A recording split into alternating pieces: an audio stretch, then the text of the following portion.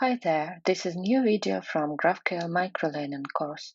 Today we continue working with data sources and we will learn how to fetch data from database and how to use batch requests. We proceed working in data source directory. Let's tip in and install several new packages. Meanwhile, let's switch to MongoDB Atlas, database as a service solution for MongoDB. You can be authorized with Gmail account here. I will create a free cluster on AWS infrastructure. Let's leave everything as is and only change the cluster name to superheroes and create. The deployment will take some time. Now let's create a user. He will be authorized with name and password. Save password to clipboard. Give him necessary permissions and wait for creation. Let's switch to networking and allow requests from current IP address. We will use this option for simplicity. Still, there are other options for production use. Let's connect to database from Mongo Shell. You should install it if you don't have one at the moment. I already have, so I'll copy a connection string, replace username, password, database, and connect. Now I will update the list of biographies. I will change ID to Hero ID and insert it as a database biography collection via the shell. Now I don't need these mocks anymore. I will delete them and copy only biography type. It's time to create new data source. I will copy Hero REST API and paste it as a MongoDB data source. I will delete unnecessary types and insert biography instead. I need to export it and add object data, which is a default property for MongoDB documents. Let's rename Hero REST API to MongoDB file and get rid of all the previous code. We don't need it here. MongoDB should extend simple data source and biography should be imported from types.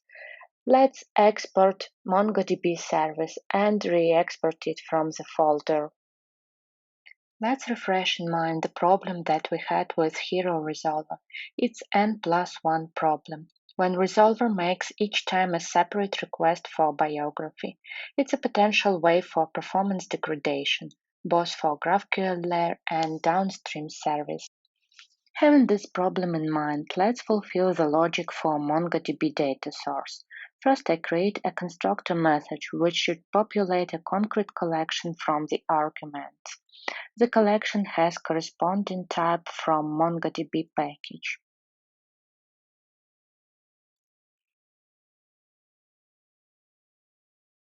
Now I create getBiographyById method that will make use of data loader.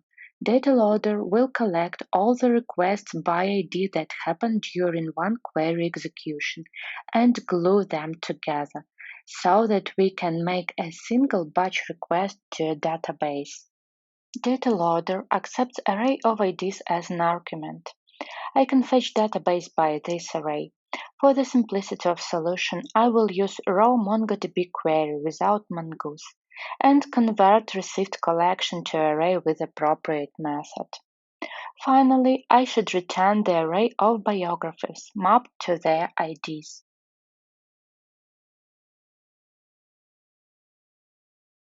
New data source should be added to the context. I will call the property Hero Biographies. Let's create a .env file and save here database URI. The URI can be found in Connect to Application option. I need to change username, password, and database name accordingly.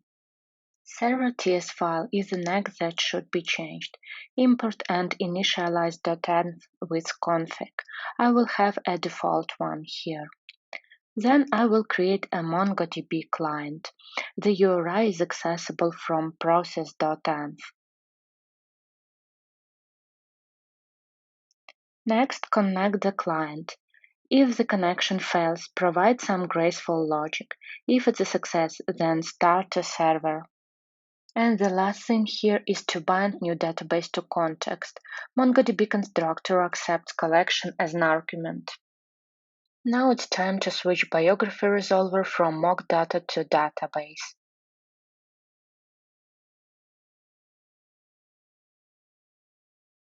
The rest of the logic remained the same.